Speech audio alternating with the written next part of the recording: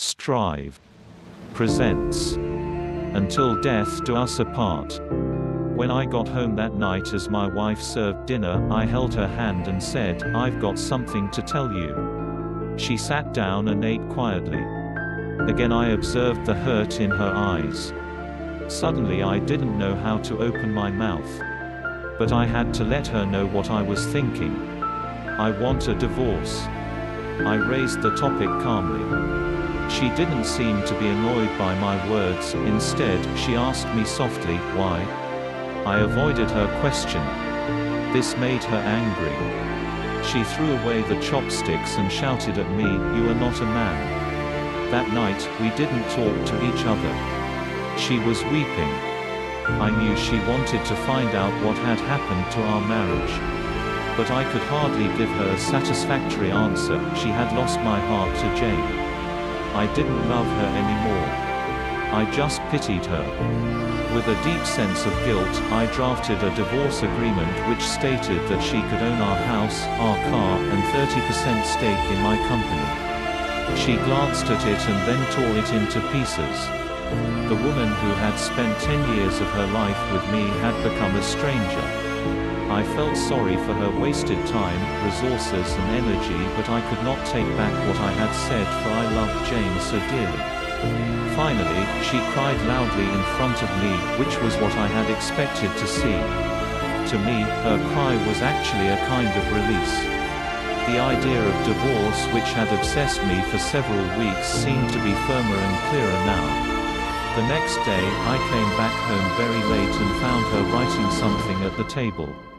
I didn't have supper but went straight to sleep and fell asleep very fast because I was tired after an eventful day with Jane. When I woke up, she was still there at the table writing.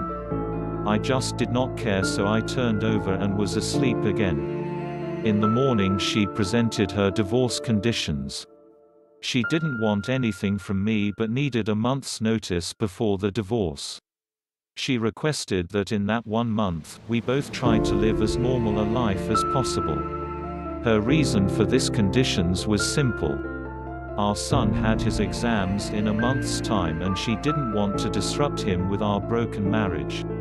This was agreeable to me. But she had something more. She asked me to recall how I had carried her into our bridal room on our wedding day. She requested that every day for the month's duration I carry her out of our bedroom to the front door every morning. I thought she was going crazy. Just to make our last days together bearable, I accepted her odd request. I told Jane about my wife's divorce conditions. She laughed loudly and thought it was absurd.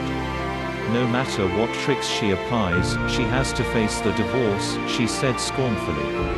My wife and I hadn't had any body contact since my divorce intention was explicitly expressed. So when I carried her out on the first day, we both appeared clumsy. Our son clapped behind us. "Daddy is holding Mommy in his arms." His words brought me a sense of pain.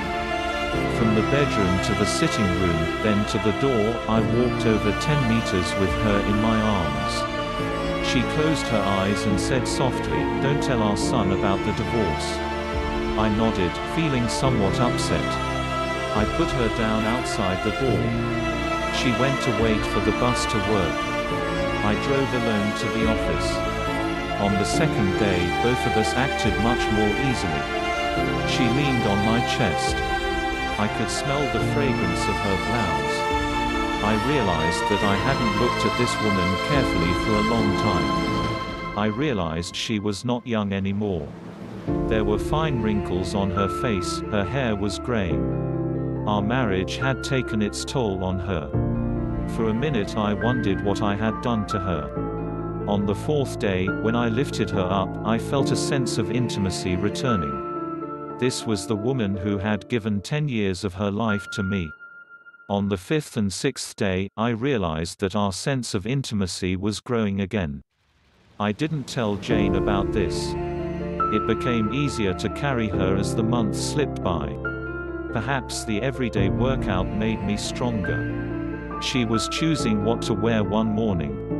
She tried on quite a few dresses but could not find a suitable one. Then she sighed, "All my dresses have grown bigger." I suddenly realized that she had grown so thin, that was the reason why I could carry her more easily. Suddenly it hit me. She had buried so much pain and bitterness in her heart. Subconsciously I reached out and touched her head.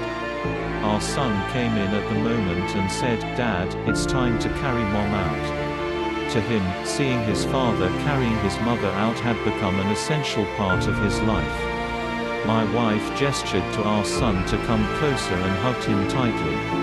I turned my face away because I was afraid I might change my mind at this last minute. I then held her in my arms, walking from the bedroom, through the sitting room, to the hallway. Her hands surrounded my neck softly and naturally. I held her body tightly, it was just like our wedding day. But her much lighter weight made me sad. On the last day, when I held her in my arms, I could hardly move a step. Our son had gone to school.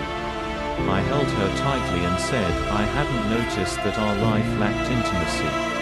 I drove to the office and jumped out of the car swiftly without locking the door. I was afraid any delay would make me change my mind. I walked upstairs. Jane opened the door and I said to her, "Sorry, Jane, I do not want the divorce anymore." She looked at me, astonished, and then touched my forehead. "Do you have a fever?" she said. I moved her hand off my head. "Sorry, Jane," I said, "I won't divorce." My marriage life was boring, probably because she and I didn't value the details of our lives, not because we didn't love each other anymore. Now I realize that since I carried her into my home on our wedding day, I am supposed to hold her until death do us apart. Jane seemed to suddenly wake up. She gave me a loud slap and then slammed the door and burst into tears. I walked downstairs and drove away. At the floral shop on the way, I ordered a bouquet of flowers for my wife. The salesgirl asked me what to write on the card. I smiled and wrote, "I'll carry you out every morning until death do us apart." That evening I arrived home, flowers in my hands, a smile on my face. I run upstairs, only to find my wife in the bed, dead. My wife had been fighting cancer for months and I was so busy with Jane to even notice. She knew that she would die soon and she wanted to save me from the whatever negative reaction from our son, in case we pushed through with the divorce. At least, in the eyes of our son, I'm a loving husband. Hope we all learned something very important today. Please share this video. For more videos like this, visit our video playlist. If you find value in this video, like and follow our page.